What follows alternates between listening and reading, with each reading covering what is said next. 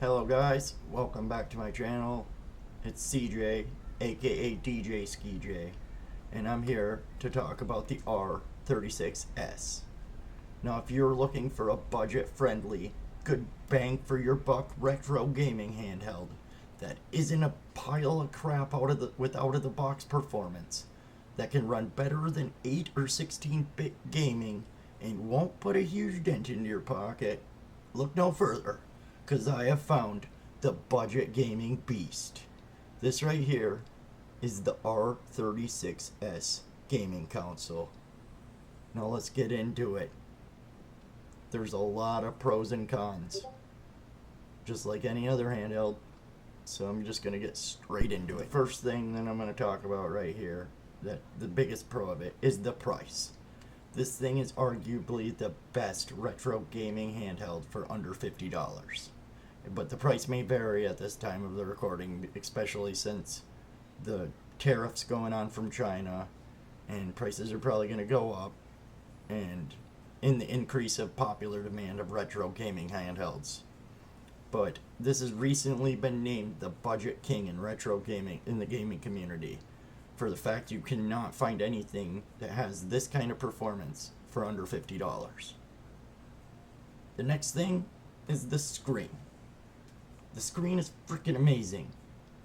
It is rocking a 3.5 inch IPS OCA, fully illuminated, high definition MIPI, high resolution 6040 by 480 panel. The developers use this type of panel, the MIPI screens, or Mobile Industry Processing Interface, for you nerds out there, in lots of mobile devices, mobile wearable devices such as phones, tablets, smartwatches.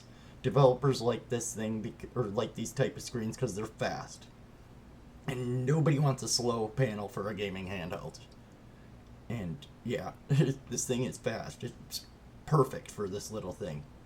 My camera doesn't give it no justification, but that's the first thing you're going to notice when you turn it on. The screen is freaking beautiful. Now, the performance and specifications of this thing. This thing has the Rockchip RK3326 ARM 64-bit quad-core Cortex A35 CPU, running at speeds of up to 1.5 gigahertz. That's a mouthful to say. The GPU is the Mali G3 or G31 MP2, running at up to 650 megahertz, and it's a dual-core GPU. And it also has 1 gigabyte of DDR3L RAM, which is more than enough for all the retro games. This thing will play all the way up to PSP, or some PSP and N64 are going to be hit and miss on this thing, but that's what you expect. But I have not. This is my favorite system to play on. This is the PS1.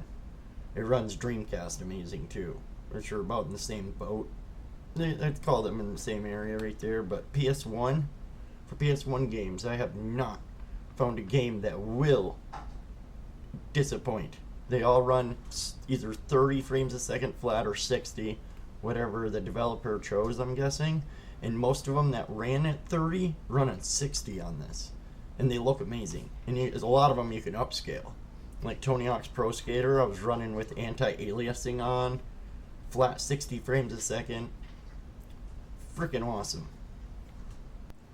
While the N64 and PSP systems are going to be the hardest consoles to emulate on this device, and those systems are kind of a hit and miss, well, you can get majority of the N64 games running great on here, but there's going to be some tinkering. The out-of-the-box performance, no. You got to do a little bit of tinkering to get all them games running, because there's a lot of different emulators. I've learned a lot about this thing. And there's a lot of different emulators for the N64 that are on this already, and you just got to either switch the emulators, run different settings to get the games running. Like, for example, Mario 64, Super Mario 64, sorry. There's a lot of graphical glitches going on, and in order to improve that or make it run better, you got to do quite a bit of tinkering. But N64 is just a weird console in my opinion to emulate on something like this anyway, just because of the controller, and it's got one joystick and it's just plain weird. So I don't really play much of those games, but I know that it's just like a fan favorite, and a lot of people do. And if you're looking to play straight N64 games on this, then I would look probably for something else, because it's, you know, unless you can do a lot of tinkering and get things running like a lot of nerds can, yeah, it's a little bit difficult. It just takes some tinkering, I guess. As for the PSP games, if you're looking, you know, like the higher end stuff like God of War, Chains of Olympus, you're not going to get above 20 frames per second steady on this thing without FPS cheats and hacks and all the different settings and frame skip. There's no way. But like a lot of the titles, I didn't say the majority, I would say all the higher end titles are kind of a hit and miss. But like a lot of the great titles are run very well on here. Like Grand Theft Auto, Chinatown Wars, Need for Speed games, Spider-Man 2, Dragon Ball Z, Shin Budokai, and almost all of the PSP minigames like Angry Birds, Jetpack Joyride. There's PSP Minecraft, or that's a homebrew game. There's other homebrew games that are like people are creating almost every day that run just amazing on this thing. And the out-of-the-box settings, like I said, you're probably not going to get the best performance out of this, so the first thing you want to do is probably update it to the, wow, my camera needs to focus. Update it to the most current Arc OS. It runs Arc OS, which is a Linux-based operating system. But moving on to my favorite system to emulate on the R36 is the PlayStation 1. And I have not yet found a game that wouldn't run with the PS1 on here. I love this thing for PS1 emulation. Most games run flawlessly, or even better than the original hardware, in my opinion. You either get like the flat 30 frames a second or 60, like I said. And all of the Tony Hawk's Pro Skater games run perfect on this thing. All the Crash Bandicoot, it even runs the hardest games to emulate, like Gran Turismo 2, which I'll play on the screen for you guys, and Tenchu, I think that's how you pronounce it, Tenchu Stealth Assassins, which is supposed to be the hardest PS1 game to emulate of all time. It runs pretty decent on here. You'll get some frame drops, but it's freaking awesome. Like, it's playable. It's definitely it's not gonna disappoint. Besides all the other older 8 and 16-bit consoles that play amazing on this, I'd highly recommend PlayStation 1 games for the R36S. Especially if you don't want to tinker with settings and you just want to play games right out of the box, pretty much all of them will run. You might have to switch an emulator or two, but there's so many games I have just recently discovered, and one of them being Castlevania Symphony of the Night. This was recommended from a childhood friend, actually 2 days ago, or yesterday? Yesterday. I'm sorry. This game was amazing. I couldn't stop playing it. It was pretty fun. And there was a few of the PS1 emulators that wouldn't run it off sound. I had to run it through RetroArch, actually, using DuckStation through RetroArch. DuckStation is the emulator. RetroArch is the front end, I guess you'd call it. And it ran just perfect. The whole time, 60 frames a second. I'll put that on the screen. And then, like I said, all the classic titles run perfect, like Crash Bandicoot, Tomb Raider, Mega Man, all the Madden, Cool Border, Sledstorm. All of them run great. Now, getting into the cons of this thing. Just like any other handheld, there's going to be some negatives. The first one, I'm just going to get it out of the way, is the clones and the fakes. Beware. They are out there. Even though the R30X, or R36S, is technically a clone of the, I think it's a clone of the Ambernick RG353B, which was the first Game Boy type form factor handheld with the dual sticks. there's a lot of clones and fakes of the R36. They're all running cheaper hardware, crappier software, and operating systems that disguising themselves as ArcOS on top of it. Like, for example, I got a hold of this one. I'm pretty sure it had this Emulec, and then they had ArcOS on top of it. And there's so many different variants and clones out there. Some are okay, and some have so much of a performance difference, I would just send them right back. There's ones that just have one RAM chip, but everything else is legit. The legit ones have two. The ones with one, not much of a performance difference, but then there's ones that are really bad that have the eMMC internal storage, and the way you tell that out is if you can turn this thing on and it boots up and it displays stuff on the screen without any SD cards in it, then you got yourself one of those. And they're horrible. And the reason why they're horrible is because they don't run port games. Wi-Fi doesn't work whatsoever when you plug in an adapter. That means you can't scrape artwork. You can't get updates unless you manually do it yourself. And I don't even know how you would update the eMMC storage inside. I imagine someone's figured it out or put an ArcOS on top of it, but that'd just be a pain in the butt. And the most recent ones that I come across, the sound was horrible.